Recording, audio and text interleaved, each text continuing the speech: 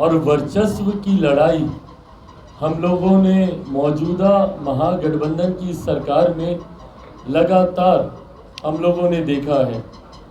गठबंधन के घटक दल ही एक दूसरे पर हावी होने का प्रयास करते रहे, एक दूसरे के मंत्रियों को नीचा दिखाने का प्रयास होता रहा।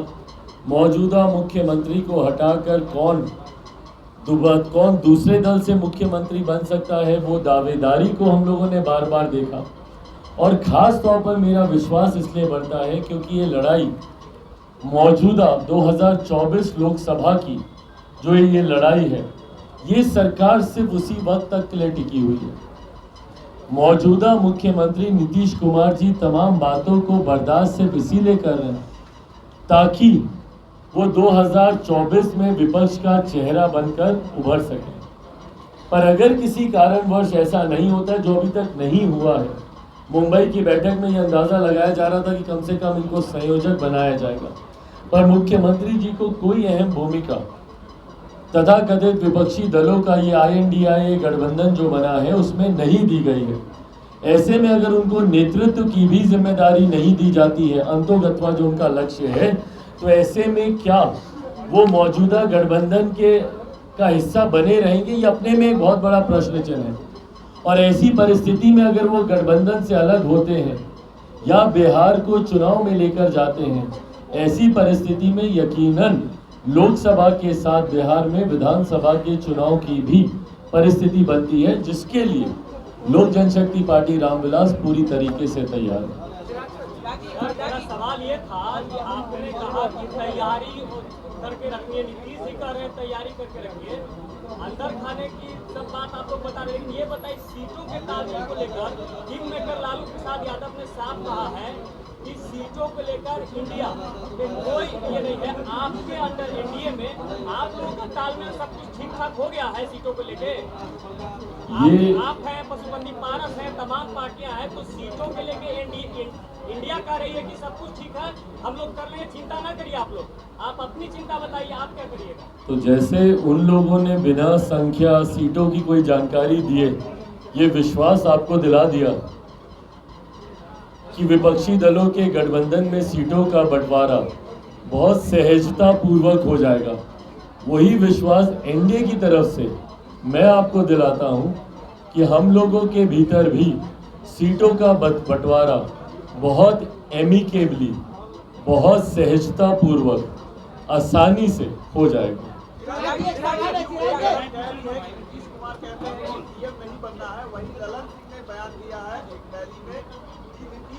देश का नेतृत्व करने के लिए तैयार है, यानी कि PM कैंडिडेट उनको एक तरीके से बताया जा रहा है इनडायरेक्ट। भाई हम तो कहते हैं कि मुख्यमंत्री की नाम में ही हाँ होती है। वो जिस बात को अस्वीकार करें, मानिए कि उनको वही चीज चाहिए होती है।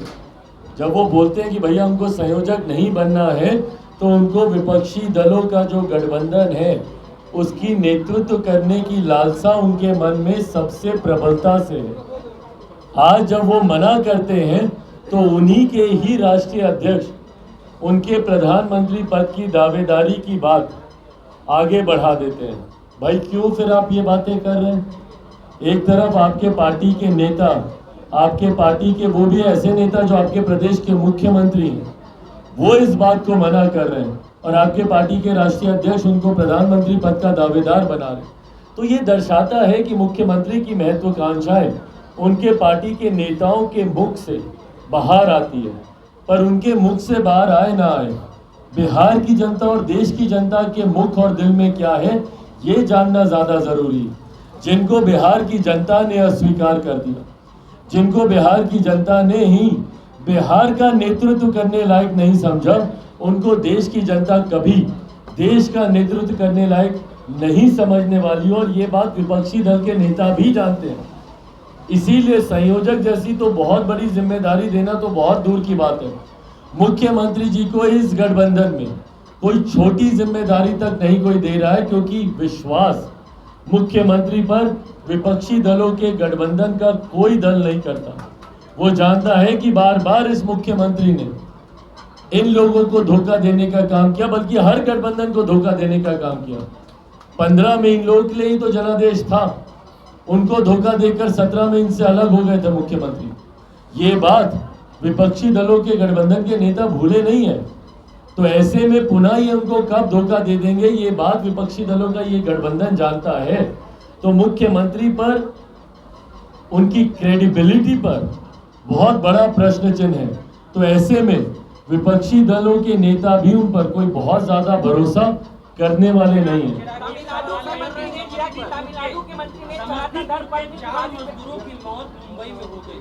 अगर उनके परिवार चिराग से मिलना चाहेंगे तो दिल्ली में मुलाकात होगी कि बिहार में मुलाकात होगी? भाई, उनके परिवार के संपर्क में मैं हूँ और मैं यकीनन जल्द उनकी सहूलियत के अनुसार जहाँ पर वो मुलाकात करना चाहेंगे उनसे मैं मुलाकात करूँगा।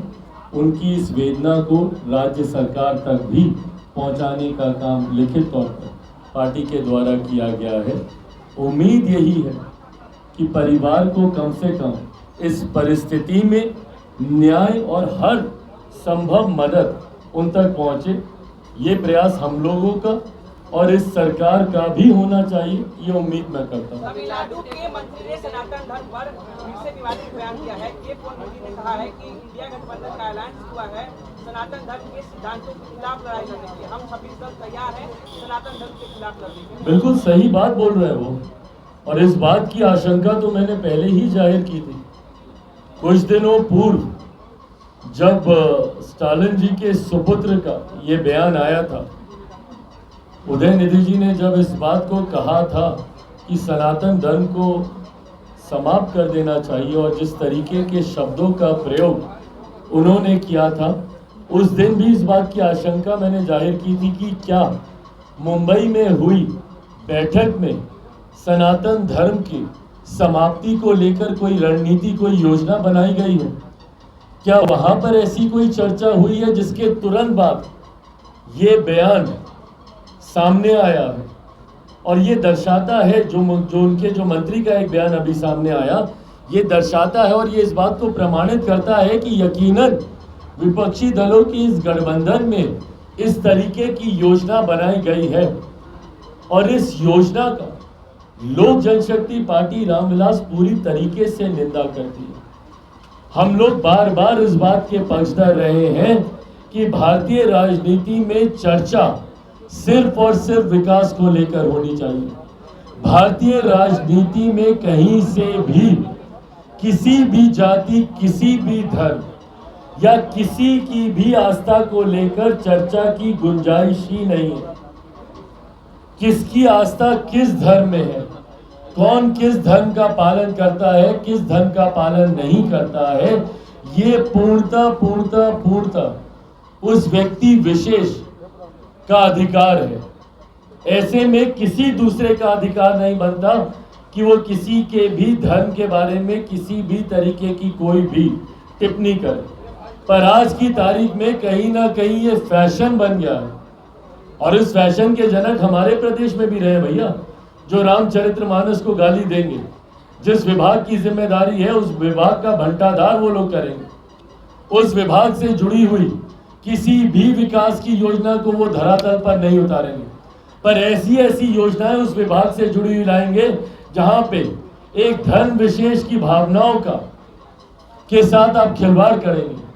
छुट्टियां भी अगर आप लाएंगे तो उसी धर्म विशेष से जुड़ी हुई लाएंगे, उसी धर्म विशेष के ग्रंथ को आप गाली देने का आप काम करेंगे। तो ये कहीं ना कहीं ये योजना तो बनाई गई है विपक्षी दलों में, और ये जितने भी 26-27 जितने भी विपक्षी दल हैं, इनकी सोच है सनातन के खिलाफ। इनकी सोच है कि एक धर्म विशेष के खिलाफ रणनीति को लेकर आगे बढ़ने का ये लोग काम कर रहे हैं। विकास का एजेंडा ही नहीं है भैया इन लोगों के पास। पूछे इन विपक्षी दलों से कि क्या नीति है आपकी। 3-3 बैठकें हो गई हैं इन लोगों की, अलग अलग विचारधारा के लोग हैं, पर अभी तक इन्होंने कॉमन मिनिमम प्रोग्राम पे कोई काम नहीं किया। साझा न्यूनतम कार्यक्रम पे इनकी कोई चर्चा ही नहीं हुई है। और ये सारे अलग अलग विचारधारा के लोग एक साथ आए हैं, अपने अपने राज्यों में एक दूसरे के खून के प्यासे हैं ये लोग। जहाँ पे लेफ्ट और ममता बनर्जी जी की पार्टी एक साथ आती है, उसमें कांग्रेस एक साथ आती है, मायावती जी, खैर मायावती जी तो खैर अब इनसे दूरी वो बना रही है, आपके समाजवादी पार्टी, ये तमाम ऐसे अलग अलग दल हैं जो एक साथ आने का प्रयास कर रहे हैं, जिनकी विचारधारा एक दूसरे के पूर्णतः खिलाफ रही है। तो ऐसे में जब सबसे पहले इनको कॉमन मिनिमम प्रोग्राम पे चर्चा करनी चाहिए थी, तो ये लोग धर्म पे चर्चा कर रहे हैं, क्योंकि इसके अलावा इनके पास कोई एजेंडा ही नहीं है।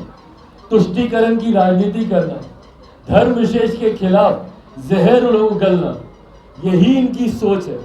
और इसी सोच के साथ देश में बंटवारे की राजनीति करने की मंशा के साथ ही ये लोग 2024 का ये लोग चुनाव लड़ना चाहते हैं, ताकि देश में बंटवारा हो, डिवाइड एंड रूल की पॉलिसी को अपनाकर ये लोग अपनी राजनीतिक रोटियां सेकना चाह रहे हैं। ऐसे में देश की जनता भी इस बात को जानती है। और आज की तारीख में भैया 21वीं सदी के पढ़े लिखे युवा युवतियों को कोई फर्क नहीं पड़ता किसी भी जाति धर्म से। ना देश का युवा आज की तारीख में जातियों को मानता है, ना उसको किसी धर्म की पड़ी, उसको अपनी बेहतर शिक्षा, अपने बेहतर रोजगार की चिंता है। बिहार के युवा को पलायन कैसे रुके इस बात की चिंता है। दूसरे प्रदेशों में जाकर जिस परिस्थितियों में वो जीने के लिए मजबूर हैं, अपने प्रदेश में कैसे उनको सुख सुविधा मिले, इस बात की चिंता बिहार का युवा करता है।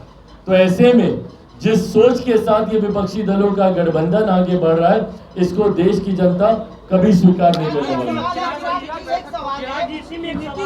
जब G20 के बैठक में गए हैं, उसके बाद नीतीश कुमार के करीबियों का कहना है कि हो सकता है वो बीजेपी के साथ फिर आ जाए। तो क्या कहेंगे इस पर? भाई इसमें हम क्या बोलेंगे, इसमें तो मुख्यमंत्री बताएंगे। सोचिए मेरे मुख्यमंत्री पे अविश्वास कितना है। एक मुलाकात उनके पाला बदलने की सोच को जाहिर करती है। कभी ऐसा मुख्यमंत्री देखे हैं कि उनकी एक तस्वीर उनकी विश्वसनीयता पे प्रश्न खड़ा कर दे?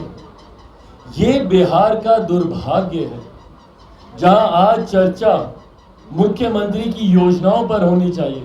चुनाव से पहले मुख्यमंत्री ने क्या किया नहीं किया इस पर होनी चाहिए। पिछले 5 सालों में उनकी भूमिका क्या रही उस पर होनी चाहिए। 18 सालों में मुख्यमंत्री के तौर पर उन्होंने क्या किया नहीं किया इस पर होनी चाहिए। तो चर्चा एक तस्वीर से इस बात पर उठ जाती है कि क्या मुख्यमंत्री फिर से पाला बदलेंगे। ये पलटू राम, भाई मैंने नहीं कहा, उन्हीं के ही गठबंधन दल के साथी पलटू राम का टैग उनको दिए थे, आज जिनके साथ वो सरकार में है।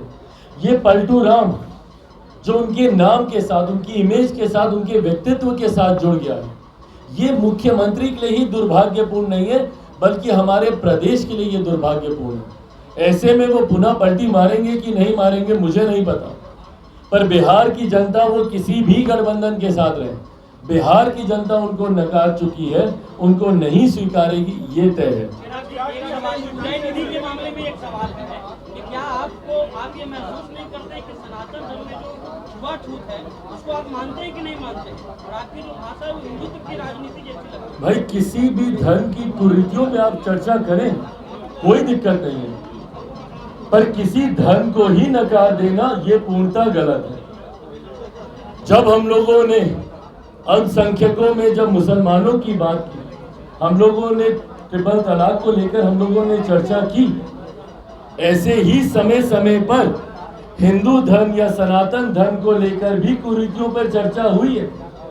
सती प्रथा को लेकर हो, समाज की अलग अलग छुआछूत की प्रथा को लेकर हो, हर कुरीतियों पर चर्चा हुई है। मैं खुद खुले मन से मैं चर्चा करता हूं कि जातीय परंपराओं को हटाना चाहिए। बिहार का अगर सबसे ज्यादा नुकसान किसी ने किया है तो इस जातीय व्यवस्था ने ही किया है।